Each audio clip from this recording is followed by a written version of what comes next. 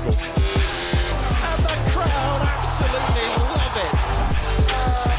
This is why we love Formula One.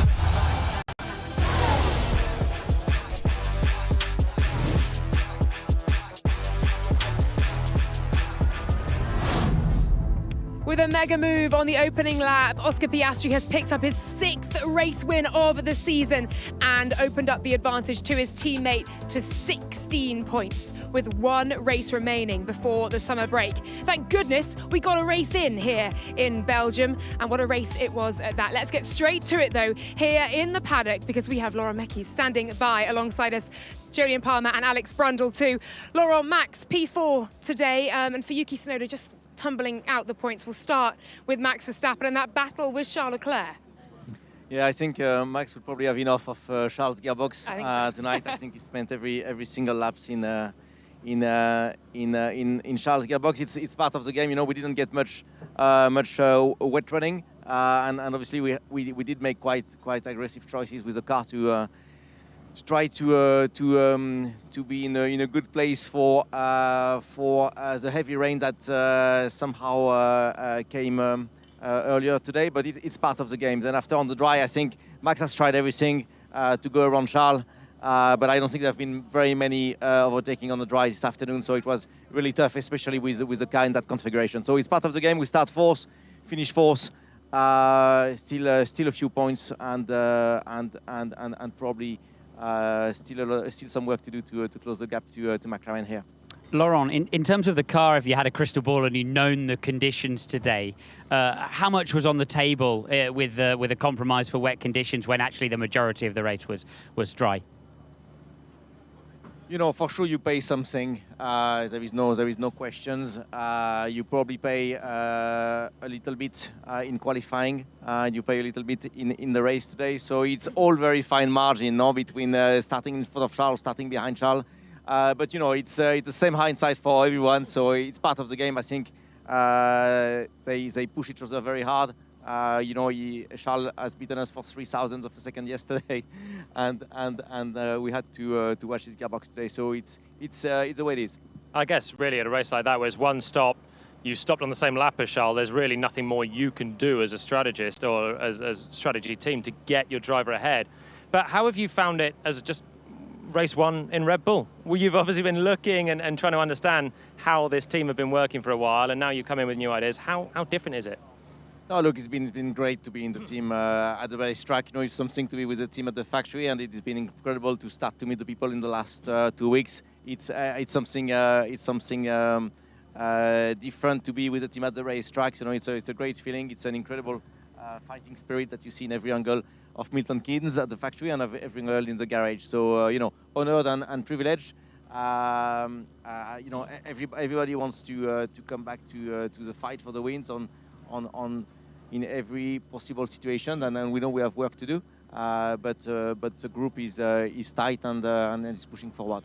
Laurent, for Yuki today, it seemed there was a bit of a miscommunication, he's been saying in the media pen about when to pit, missing the pit entry and continuing the lap, and that ultimately meaning pitting too late, and that was key today, wasn't it? But we have seen a step on from Yuki. He said that seeing you smile at him in qualifying gave him a huge boost in confidence. What more do you think we can expect from him in that second Red Bull seat?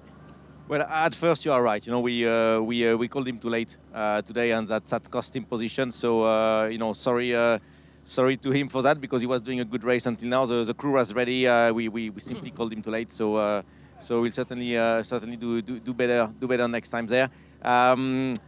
You know, he did a very strong qualifying yesterday. It's of course we upgraded the car just before quali, but it's so difficult to adapt to go with new conditions in a qualifying session like that. And he did a very strong job. So very happy for him.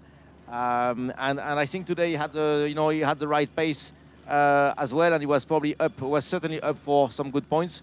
But it's how it went. So we take the good step forward made this weekend, and hopefully we carry on in Budapest. Laurent, can I ask you about the last few weeks since Silverstone? You obviously came into Silverstone fresh with your Racing Bulls suitcase for what was, I'd imagine, a 4-day trip to the United Kingdom. What's happened since?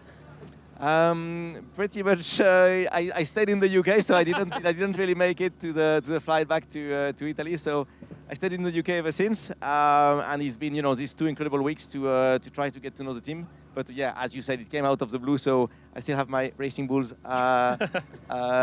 suitcase. I'm not sure I'm allowed to say that, but anyway, I got a new one ever since. No, joke aside, I think it's. Of course, it came completely out of the blue, and from that point onwards, really the first priority was to spend as much time as possible with the team in Milton Keynes, and that's why, of course, try to maximize that time at the factory.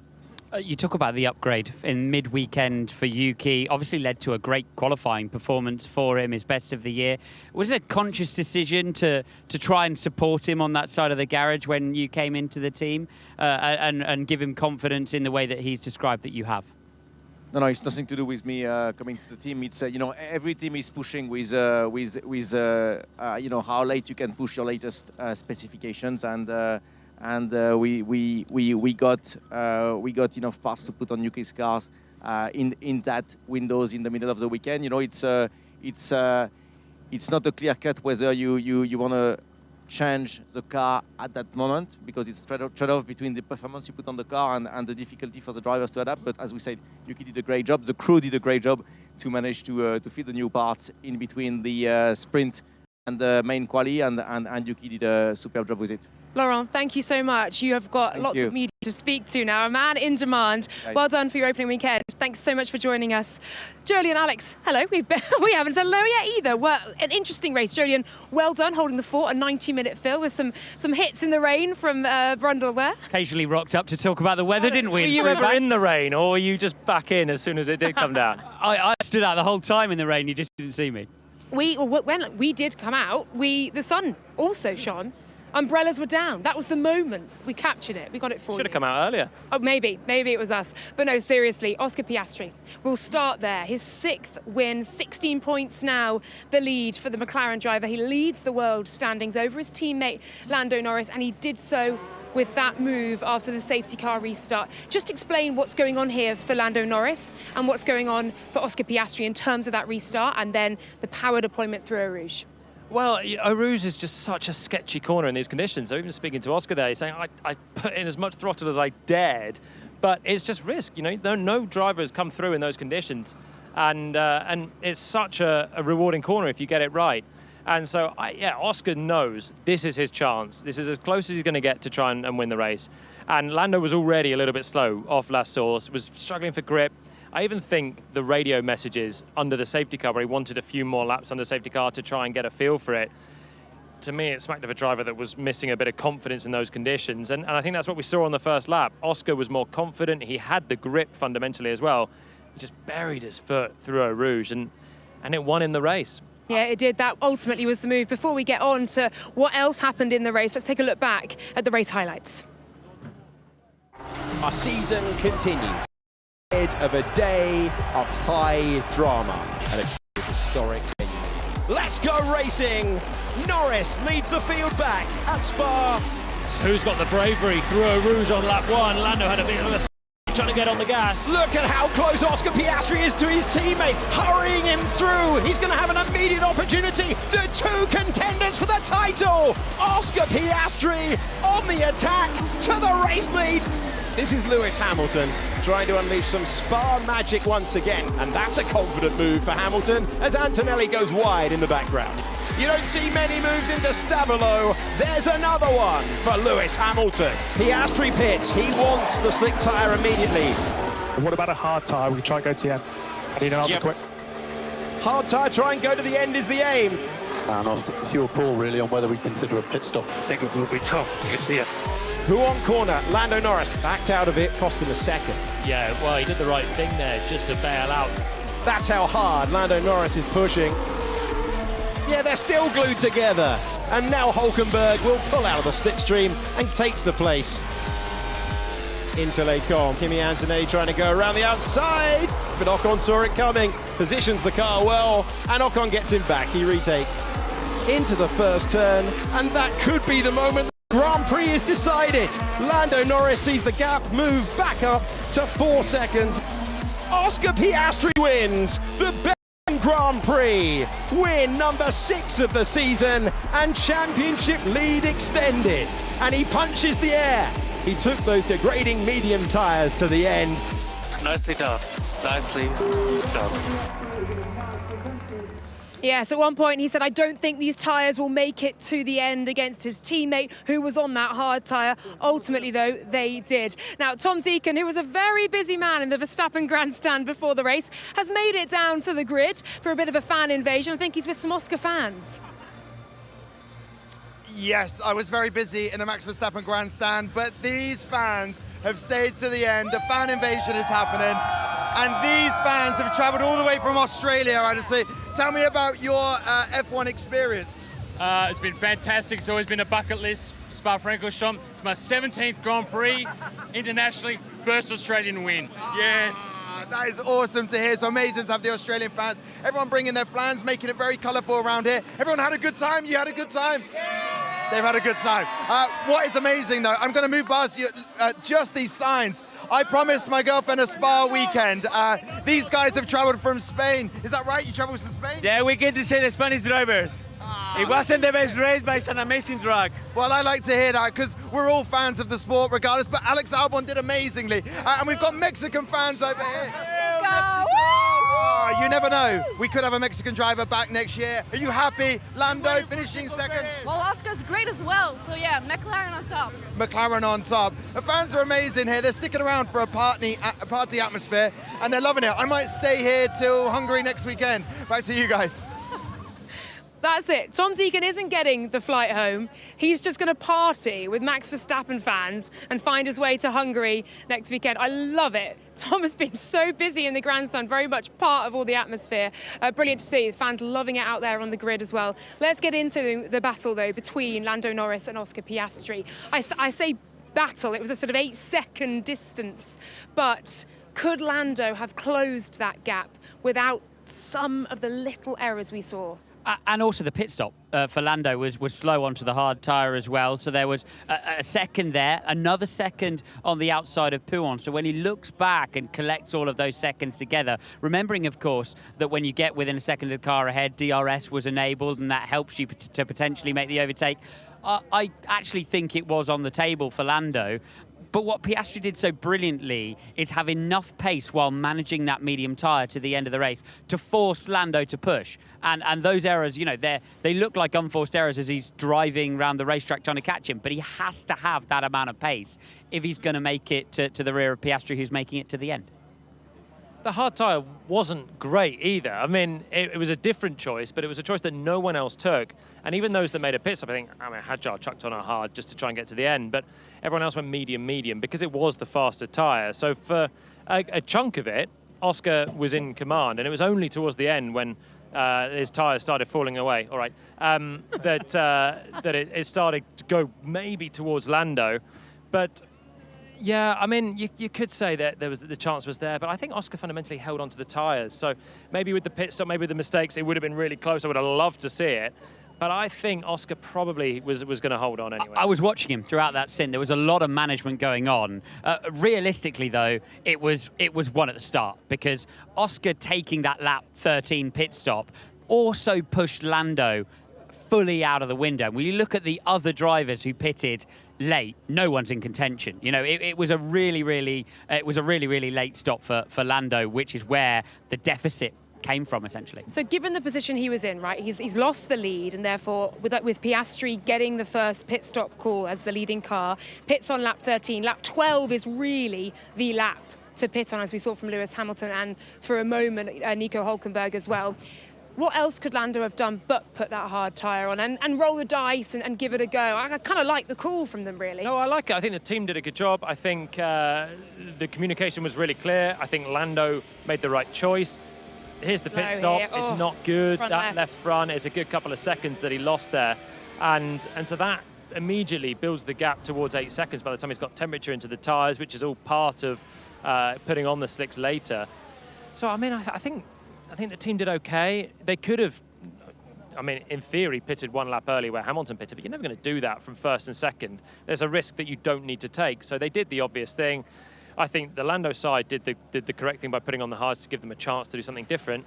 And then, yeah, the mistakes come, but it's the lesser tyre. Fundamentally, it's hard to keep in the window. And Lando has, as you say, he has to just drill it round. So when you're doing quali laps and you've got tiny bits of moisture off the racing line, you're going to have these mistakes. But it was a straight fight, and it was a better stint from Piastri. When you look at the metronomic laps that he put in, yeah, he's got the better tyre, yeah, he's got potentially more mechanical grip, but he managed the medium tyre beautifully. Look, such is the standard that McLaren are setting this season. We are talking about the mistakes they've made and whether, you know, the strategy calls. They've just secured another team 1-2. Let's hear from team boss Zak Brown with Ariana. Zak, congratulations on another 1-2 for the team. Matt must feel pretty good. That was good. And everyone loves Spa, so, you know, to win Spa is a pretty cool thing. Oscar and Lando did a great job. Team was awesome. Different strategies that both equaled this, almost the same at the end. So I don't think there was a right or wrong. And yeah, exciting. And now we move on to Hungary. Let's get into the race a little bit. That start, it seemed that Lando maybe wasn't as on it as Oscar was when he managed to get past for the race lead. Was there something happening behind the scenes there? We heard some radio that perhaps there was an issue with battery. We had a battery issue that we were working through actually on both cars. So that's something that we need to take a look at here in our debrief. And that's something that was an issue at that start for Lando, or just both across? Looks like on both, but I need to get a little bit more data. But yeah, it looks like we had an issue on both. And let's also talk about that split strategy, as you said, the mediums for Oscar, the hards for Lando. Was that a decision that you had already made coming into the race that whoever was in P2, or was that? That was up to the individual teams. At one point we were going to double stack, and I think maybe to split the strategy would be interesting, because we weren't sure if Oscar was going to be able to make it all the way on the mediums. He did a great job managing. The hards took a little bit longer to come in than we thought, and then there wasn't a big difference between the tires. So, but it was worth a punt. Absolutely. It's been fantastic performance from both your drivers over the last few race weekends. As we look ahead to Hungary, the last one before the summer break, how are the team feeling? Very good. Excited. Yeah? Ready for some maybe sun. I think we all are. Which we'll hopefully get in Hungary. But we had a great result there last year, so we're looking forward to going back. Fantastic. Thank you for talking with us, Zak. Enjoy celebrating. Thank you. I think it'll be from one extreme to the other. The wet and slightly cool conditions here in Spa. Normally, it's blisteringly hot in Budapest. Interesting, Zak Brown saying there that he thought the decision was made in the moment. It was on Lando's car, but Oscar Piastri saying he would have taken that hard tyre if he was in P2 in the race. Shoulda, woulda, coulda. Hindsight's a wonderful thing for McLaren, but it's a team 1-2 and a great result ultimately for both of them. Let's hear from Max Verstappen now, P4 overall. Hey Max, well, you gave everything, tried to chase Charles down. Just talk me through that process and whether or not you felt at some points you could do it, or did it become quite clear it would be very, very difficult? Yeah, I mean, of course on the inters we were a bit faster, and actually also because of the setup that we had on the car. It was just very tough to pass. I mean, at one time I was really close going into a rouge, but you lose so much downforce when you are behind. The car becomes really unstable. So you couldn't really keep it on the road. And then, yeah, we went on to the slick tires, and to be honest, every lap I just felt like Charles was actually pulling away a little bit. Then I think he had one big mistake where he lost maybe 1.5 seconds, so that's why it looked like I was back in the fight. But realistically, I never really felt that I was in that fight. Of course, I always try to get into the fight, but today, I mean, partly because of the rear wing that we chose, because I mean, we barely did any wet laps at the end. Which in general I think is a shame, because I think we could have started way sooner. Yeah, that's not ideal, but I think our biggest problem is still how we keep our tires alive throughout the race. We're just not strong enough on that. How do you reflect generally on the weekend? The sprint, obviously you got that win strategically and operationally, you just did everything right. Obviously still not got quite enough for the McLarens, but generally how are you feeling about things and the pace of the car and where you're at? It's of course not where I want to be, but we are trying. We're trying to be better. Yesterday, of course, was a positive result for us, but it, of course, is not a realistic result because we are way slower. But today I tried. All in all, of course, with the decision making and then also the setup of what we chose with the wing didn't help. But nevertheless, I think P3 was probably the maximum possible with the ideal scenario. Unfortunately, yeah, it didn't allow us today. Max Verstappen there, just perhaps ruining not knowing exactly what was going to happen with the weather, but I think none of us did. We were expecting much heavier rain through the afternoon. We had the heavy rain initially. He was saying in the car and just then, why didn't we start sooner? He'd have wanted some running in wetter conditions with the setup that they had, Jolien. Yeah, well, they got the weather right, didn't they? They were set up for the wet, and my word, it rained. But we were just waiting for that rain. And then I understand Max's frustration, because I think that could have gone earlier. I think, you know, I can understand the caution, especially on this circuit for safety reasons. The mist hangs on the Kemmel Straight. So I can understand the caution, but it was caution. And I mean, quite clearly, we're 11 laps away from slick tyres. They could have gone earlier, and that would have suited Max. And yeah, as you say, is what they were set up for. So that cost him, and it really brought Charles into play more with that straight line speed. He wasn't losing quite as much as he might have done. I think they'll learn from it, though, in terms of setup, because when you look at how that race played out, if you're going to make the compromise for wet conditions and the race is going to start under the safety car and you're going to be, you know, with a dry line and almost slick sort of within 10 laps, it becomes that there's no point in actually compromising towards the rain. They probably learned from Silverstone, didn't they? If it rains again. Where they were wrong. Yeah. So then they had the downforce, and then they're wrong again. So they've kind of just been unlucky 2 races in a row with the weather, I think. Yeah, you're kind of damned if you do, damned if you don't. But they'll have been ruining not sticking with what they had in the sprint race, right? But would Max have caught the McLarens if they had? I don't think Max have caught the McLarens. You know, he might have got past Charles because Charles' straight line speed, actually, even in the intercondition, was playing out to be an advantage. I thought Charles drove really well in that early stint of the race with the horrible bands around the intermediate tyre and clearly no rear grip to keep the Ferrari ahead. And fundamentally, there were 3 thousandths, as Lawrence said, between them in qualifying. I think Charles did a closer to perfect lap in qualifying. Max left something on the table. He said the grip wasn't quite there at the start of the lap, lost a good chunk. That's really where the podium was lost. The weather was unlucky today, but if he'd have started third, he would have been way up the road, I think, from the Ferrari. Yeah, a bit of frustration for Max Verstappen here, but ultimately a sprint victory. Let's hear then from the man that he was fighting throughout that race, Charles Leclerc. Charles, congratulations on the podium. You had to obviously defend and push really hard today. Just how hard was it out there? Very, very tough. From the first lap to the last lap, I was saying that maybe the toughest part of the race was the first part of the race, because with the downforce difference we had with Max, it was very, very difficult to keep the car on track, and I was struggling to put the tires in temperature. But then as soon as they got into temperature, I could pull away a tiny bit, and that was enough for me to stay in front.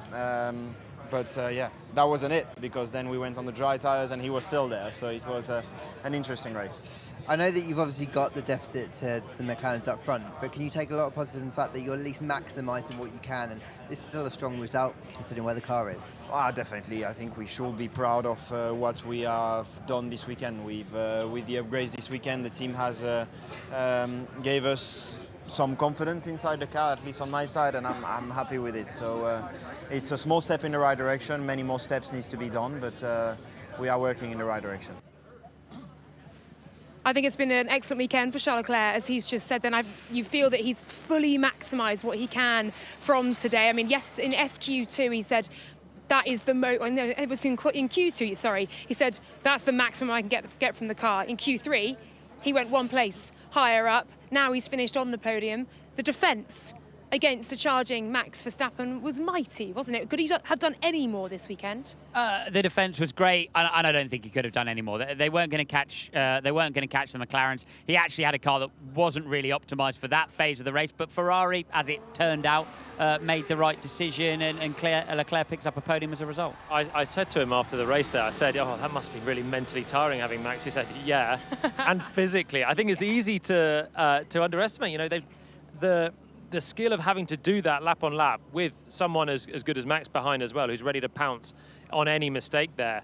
I do think you would be tired having put that through, and all the delay and everything. But for Charles to bring it home in third, it was perfect, wasn't it? I think we heard a bit of the fatigue, though, didn't we? When he told Brian Bossie, just leave me alone. You're giving me lots of information when I needed less, and you're giving me no information when I needed more. Leave me alone. Sitting there in intermediate conditions, pounding up Eau Rouge, you must sit there thinking, when the radio channel opened, go on.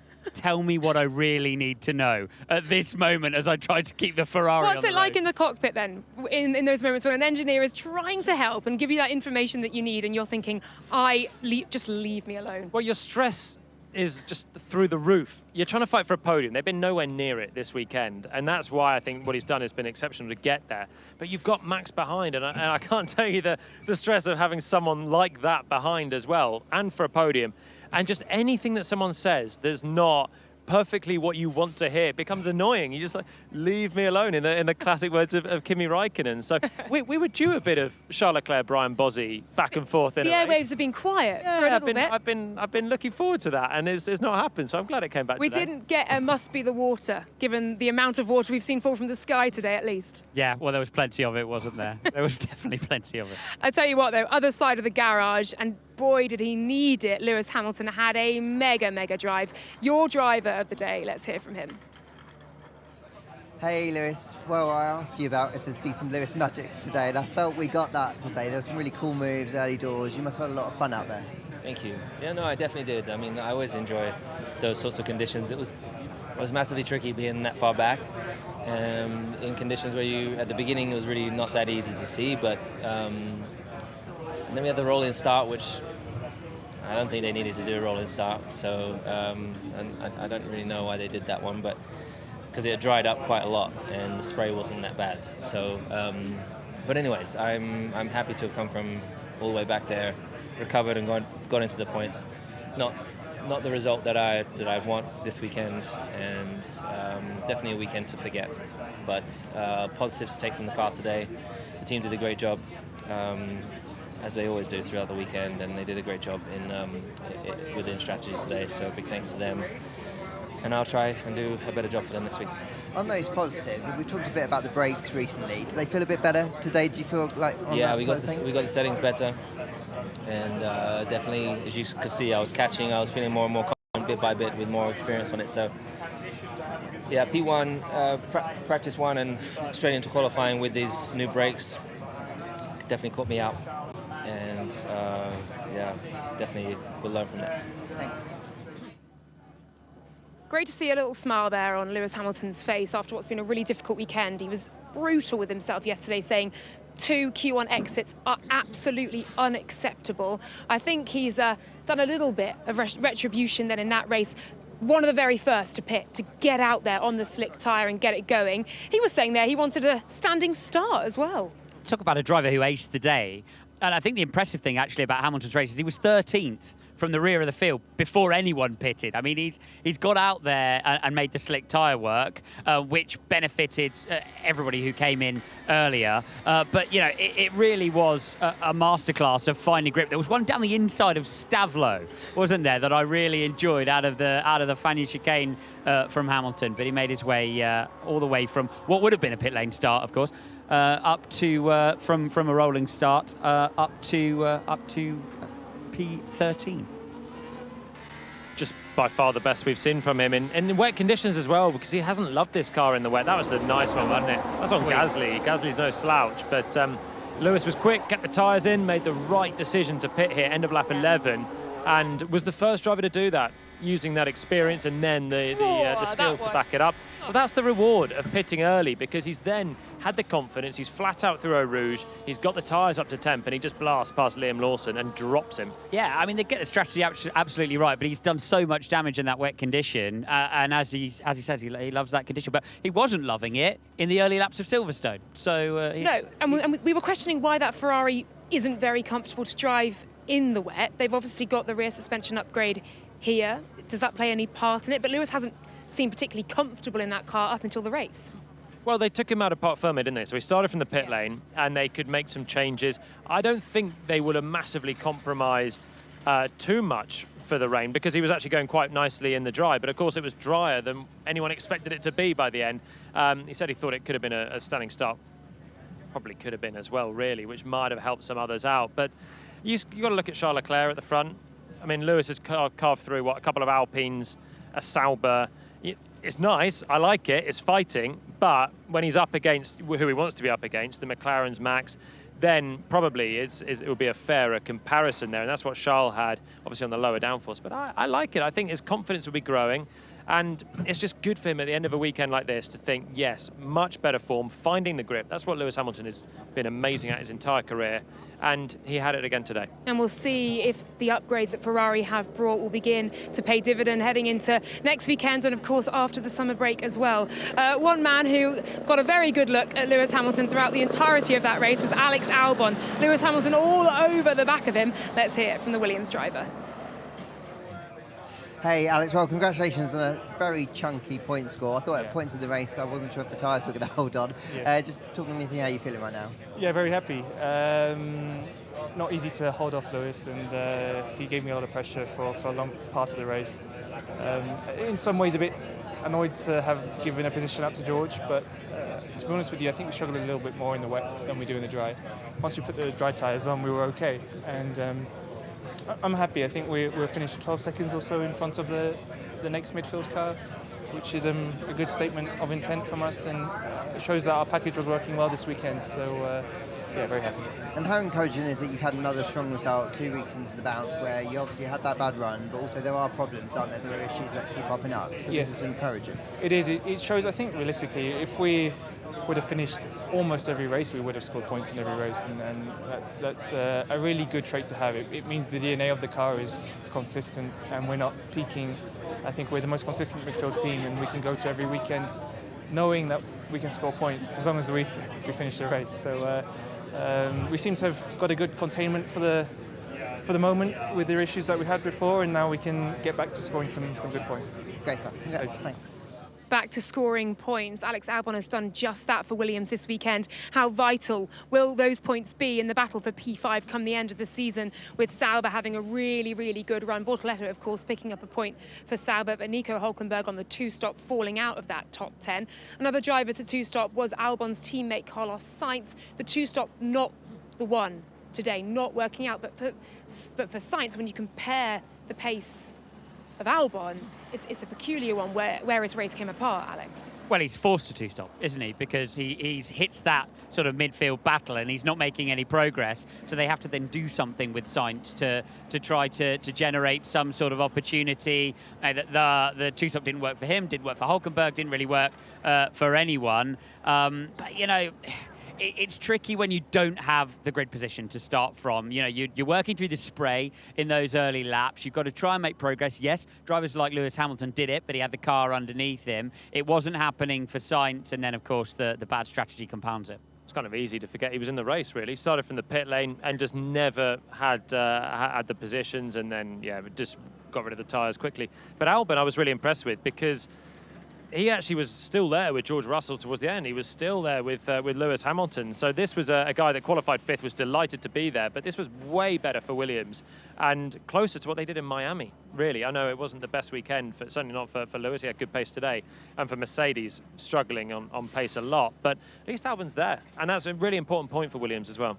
It's Russell falling back, though, as well, because Russell ended the race 34 seconds behind the leader. When you talk about, you know, race pace in a car that's won Grand Prix this year, it's pretty dire, isn't it? When you look at what 44 laps of Spa. But third place was what, 20 seconds off the leader. Yeah. So he's dropped a little bit off the podium, but it just shows it also how good McLaren are. But yeah, Russell dropped away from that podium fight. But I still think if you're a Williams and you're looking at the back of George Russell at the end of the race and you started alongside, you're thinking that's a nice day in the office. But if you are George Russell and you're winning in conditions similar to this in Canada not too long ago at all, the step backwards they've made with changes to the car in the last 2 months, George Russell saying in the pen behind us just there that P5 very much flattered the car. So where do Mercedes go from here, and what is this step back they've taken? The same place they've been in for years. They need to understand why their car's quick. We always hear this temperature line, and invariably it's kind of been correct, and we saw it a bit in Montreal, but it's not. It's been cold this weekend, as it was last year where they were really quick. This year they're not quick, and it's cold in other races and they're not quick, and then sometimes they're randomly the best in the field. So they just don't have an understanding on the car. And I still thought when they were saying that the gravel rash cost George on Friday's qualifying, they felt like they were kidding themselves a little bit. And again, they just need to get an understanding of the car, but they haven't in this whole entire set of regulations. Occasionally it's quick, sometimes they're missing, and this was a particularly bad weekend. So George has openly said the car has relatively taken a step back this weekend, and when you look sort of down the upgrade list this weekend, they are a little bit out on upgrade cycle. I think, honestly, where they are at the moment with midfielders touching, getting close to them when they're having a good weekend, Formula One, the midfield to the front is so tight at the moment that actually, when Williams do come and bring an upgrade that works, they're able to challenge them. They won 3 races ago. I mean, it does move quickly with all these upgrades, and I'm surprised how many are still coming with the big rule change coming next year. It could be a little bit of that. I think that it's just a real head scratcher for us, and still for them, so it's difficult for us to tell you when they don't know. I feel like we've been saying the same thing about Mercedes, not knowing why they've won and not knowing why they've lost for actually 3 to 4 years now. Other side of the garage for Kimi Antonelli. Will you have taken any more confidence from that race? I think this is also part of the problem, is that Antonelli's slightly at sea. And so maybe one half of the feedback, as Antonelli's trying to get up to speed, had a bit of a difficult race today, didn't really move forward eventually, and then maybe not with the experience to deliver on that side of the garage. Yeah, okay, you've got other teams with 2 rookies in them, but those teams are battling in the midfield. Antonelli's there in a front-running Formula One team, having to contribute at the very highest level in terms of engineering, and it's really tough when you don't have the Grand Prix experience underneath you, and I think that could be a reason why they don't understand the car as well as they might. Yeah, Mercedes not getting that dual feedback from both experienced drivers, certainly that they were getting in the last few years. Okay, let's take a look at the schedule then. For our next Grand Prix, it comes thick and fast. That's Hungary next week. Let's take a look. So 16 points the gap then, and we head to our final race before the summer break. Weekend warm-up coming to you at 4:30 on the Thursday, and then 1:15 for FP1. We get an FP2 next weekend for 4:45, building up to that one. 12:15 for FP3, qualifying coming at 4 p.m. with, of course, that half-hour build beforehand in our pre-qualifying show. All the reaction straight after in the post-quali show, and then Sunday, race day, one final one before a few weeks off. It's the pre-race show at 2 p.m. 3 p.m. race start for the Hungarian Grand Prix, and all of the reaction on the post-race show here on F1 TV and on YouTube. And there it is, Budapest, looking splendid. And we are now welcoming in our lead commentator, also looking splendid, held onto your own coat for today. I have. Many members of the team have been eyeing this one up. Yeah, this is in demand. It's not even mine, it's my wife's. Anyway, it's another story. Don't worry about that. Yeah, I think the greatest jeopardy is Palmer going to get rained on by the end of this show? So that's the question. I've been looking at some really pessimistic radars all afternoon. At one point I thought, we're not having a race, this is it now. Yeah, that was a big glass half empty for you. I was. Considering you were in the production office at that point. I was trying really to jinx it, to get it going, to get the race going. And it happened. The sun came out. I thought we were going to get drenched in this show. We haven't. Thank you very much, Spa. Alex, your opinion, though, your thoughts on the race we have seen, on Oscar Piastri's now 16-point lead? Yeah, said it in commentary. There are defining moments in championships. Making that move immediately, getting the job done, that felt like a major one. If Lando had caught him and passed him, 3 wins in a row, that was a roar of a comeback. Didn't happen. So Piastri survives that. I loved all the overtaking we got, the battles of the points, the battles outside the points with the Aston Martins, Kimi Antonelli making moves that didn't quite work with the Hasses. Flurry of action, but defined by that move at the start. Lewis Hamilton, driver of the day according to the fans. Driver of the day according to Alex Jakes. Yeah, it was nice to see him on the attack. You don't see many moves into Stavolo, do you? It was excellent stuff from him on the inters, and I think he would have preferred it to rain for a little bit longer than it did. Yeah, where do we go from here then? Hungary next up. What are your thoughts? I think that we're going to see Lando Norris coming back with a vengeance. I think that one would slightly sting today. He had the possibility. When it's in the palm of your hand and it doesn't work out, I think those ones really hurt. You just saw a moment when he went on the podium where those eyes were clenched shut. I think he knows that the win slipped away today. He'll come back fully attacking at one of his very best circuits on the calendar. And looking at the top 10, we've got a point for Sauber. We've got points as well for Racing Bulls. The battle in the midfield, as you mentioned there, that you were enjoying out there, that is hotting up, isn't it? And every point matters. Every place in those standings matters, whether it's P1, P2 or P8. Yeah, we have the interesting thing here with it being the longest lap of the year, that the gaps sometimes get exaggerated. But going back to a traditional length of circuit, where we'll be back into 0.8 of a second, separating everything when it comes to Q1 in Budapest. So yeah, key for someone like Gabriel Bortoleto. Only a second ever point scoring finish for him. So good result for him and good result for Sauber. Alex, Julian, what are you looking forward to from the Hungarian Grand Prix? What a different racetrack, hey? Monaco without the walls is always Hungary. It's a really, really exciting contest there. And I'm looking forward to seeing the teams adapt to it. You know, from a wet and dry weekend in Spa, you can't go to a more different venue. Fire the wings back on them and watch that shake the pecking order up. I want a better race, honestly. Yeah. I mean, it wasn't. I wondered if you were going to say this. Oh, I wondered if Palmer was. Well, when you're telling me that Hungary is like Monaco without the walls, I'm thinking, oh, this felt like Monaco without the walls now. I don't know, since when has Spa become so difficult to overtake? But we've seen it a few times recently. Track position has become so important, and is what won Oscar the race. He managed to get it at the front. It's what got Charles third because he managed to outqualify Max by 3 thousandths. I think Budapest is actually almost easier to overtake now. With the DRS zones, you've got a few chances to have a switchback. And I'm looking forward, of course, to the McLaren duel being reignited. I'm enjoying the battle. And after having them in a sort of proxy war for many races, since that moment in Canada, they are together on track all the time now. So it's a lot of fun. It's spicy, isn't it? Look, the race had its moments of jeopardy, of tension, but ultimately... Hey, lighten up. No, well, it had an amazing wasn't a overtake for the classic. win. So It did. any race that has a gutsy through Eau Rouge in the damp overtake for the win, that's got to give it something. I really like the bit where you did all the filling outside in the rain, and then as soon as the sun came out, you appeared. You're like, I'm here to anchor now. Yeah, I thought I put a shift in. I thought, guys, thank you so much for all of your efforts, especially Alex in the rain. Thank you. Alex Jakes, Alex Brundle, Julian Palmer.